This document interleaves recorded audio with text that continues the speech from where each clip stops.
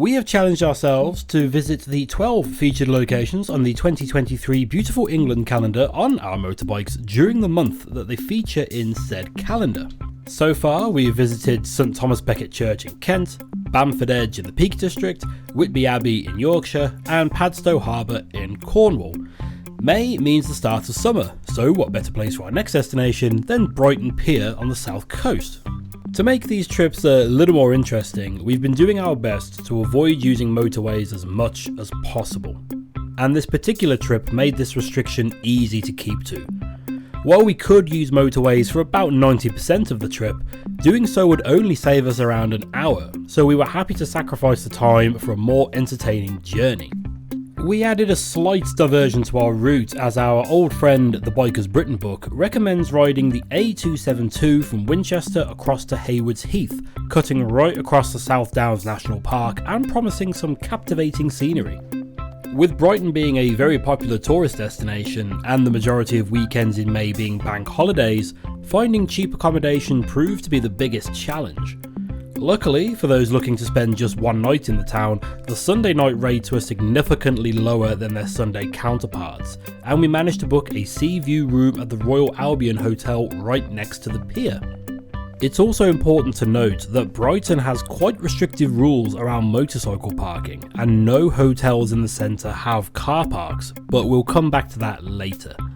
We set off at around 10 AM following the A5 from Hinckley down to Towcester. There's nothing particularly exciting about this stretch of road, but if you're a fan of numerous roundabouts joined by big straight roads, you'll be in your element here.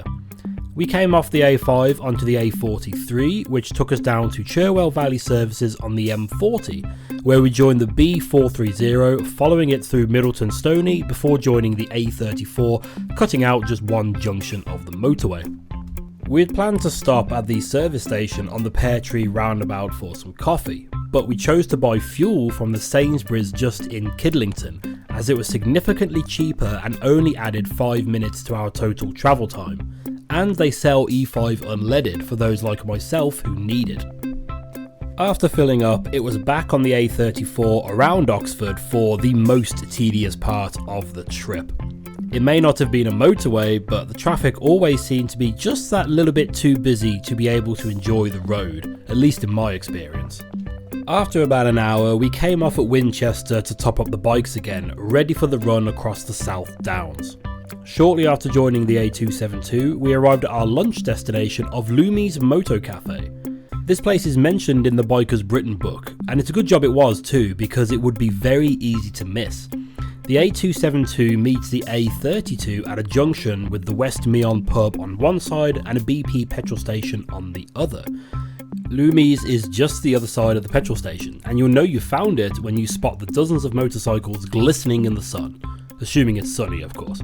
They do all sorts of food here, from burgers and chips to sandwiches, and there's even a burger food challenge for those who like to feel bloated when riding their bikes.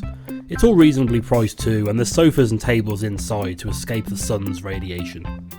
After lunch, we carried on along the pleasantly quiet 272.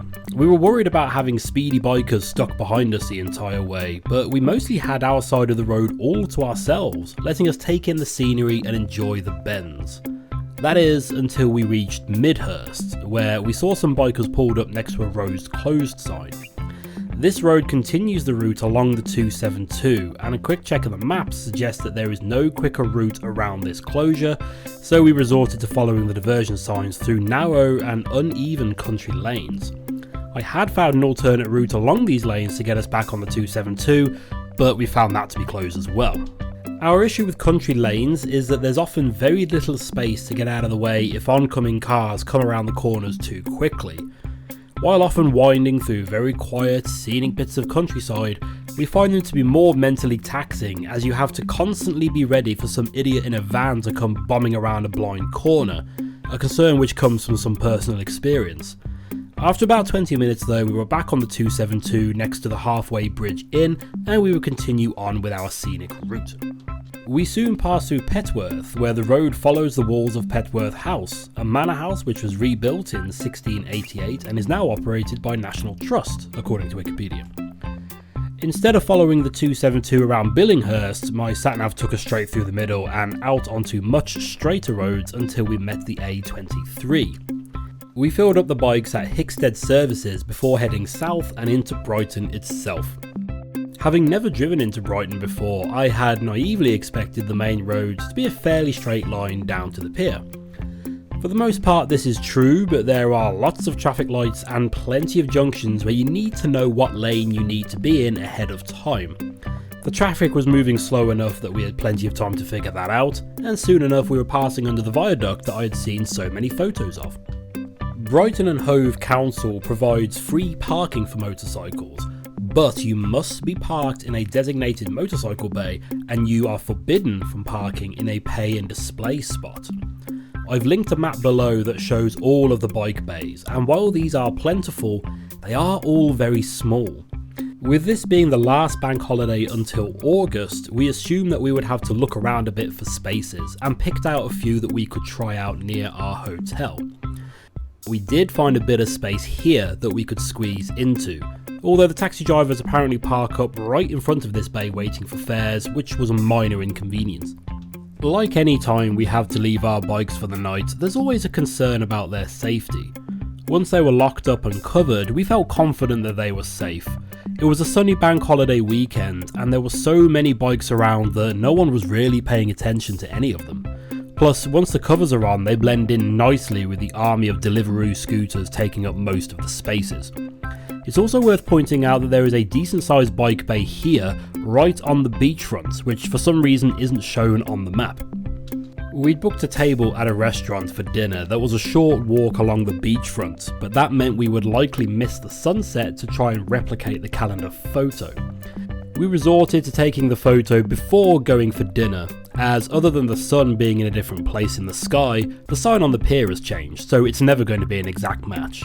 Still, I think Frey managed to line it up almost exactly to how it is in the calendar.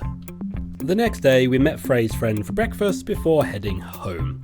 We followed the beachfront out of town, which was very scenic but also heavy on traffic lights and traffic.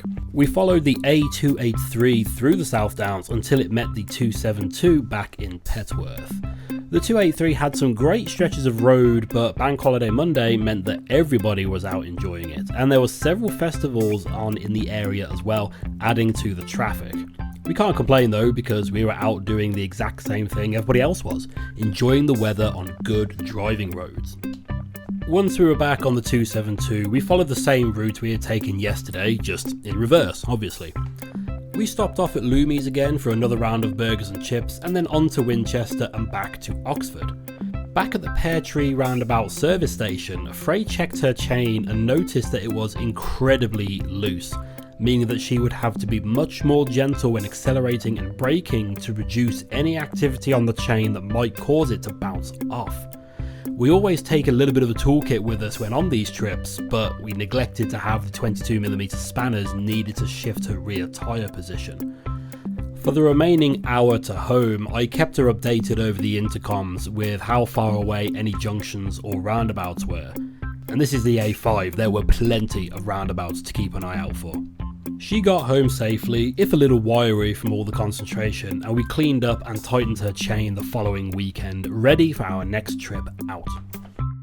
So it turns out that sunny bank holidays are good for riding motorcycles. Who'd have guessed? Brighton is a good destination for a ride out, but just make sure you look up the location of the bike bays beforehand, as they are not signposted. Our next destination is Old Harry's Rocks down in Dorset, which we'll have to play around with, as the route for Google would have us go almost the exact way south that we've just done. It'll be properly summer then too, so maybe some camping will be in order. We haven't camped since 2019, so we better air the tent out before we get going. If you enjoyed the video, please do give it a like, it would be very much appreciated, and please do subscribe if you want to see more videos of us stumbling around the country in brightly coloured shirts.